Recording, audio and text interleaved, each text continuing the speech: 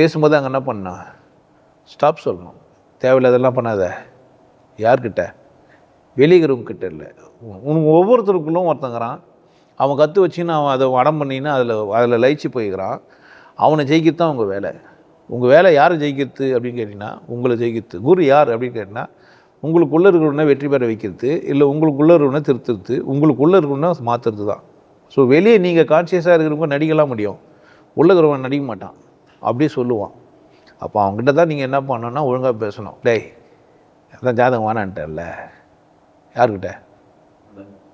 என்கிட்ட. நான் தானே உள்ளேருந்து வரேன். ஒரு பாட்டு இருக்கும் பார்த்தியா, போடா போ பழ பஞ்ச அங்கமே என்னாலே உண்டான மாதிரி. என்ன பாட்டு அடி? அது ஃபஸ்ட்டு பாட்டு, உன்னோடு நான் உண்டானவன் உள்ளத்தின் குரல் என்றானவன். மனசாட்சி பேசுதுன்ட்டு. ஸோ அந்த மனசாட்சிக்கிட்ட சொல்லணும், எனக்கு இது வேணாம்.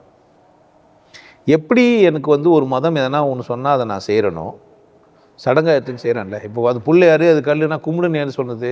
வெளியேருந்து யாரோ சொன்னாங்க. உள்ளுக்கிறவன் மனப்பாடம் பண்ணிங்கன்னா அதை சொல்கிறான், அதை கீழ்ப்படிஞ்சு நான் செய்கிறேன். உள்ளுக்கிறவனுக்கு நீ கீழ்ப்படிக்கூடாது. உள்ளுக்கிறான்ல, ஞானம்னா என்னான்னு கேட்டிங்கன்னா, உள்ளுக்கிறவனுக்கு நீ கீழ்ப்படிக்கூடாது. உள்ளுக்கிறவன் உனக்கு வேலைக்காரனாக இருக்கும். உனக்குள்ளே ஒருத்தங்கிறான்னா அவன் யாராக இருக்கணும்? வேலைக்காரனா. அவனை எஜமாகனா ஆக்குறதுனால தான் அவன் படித்ததெல்லாம் சொல்லினுக்கிறான், செஞ்சுக்கிறான்.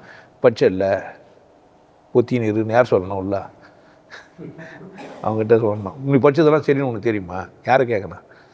நான் உன்னை கேட்டால் அது தப்பாக இருக்கும்.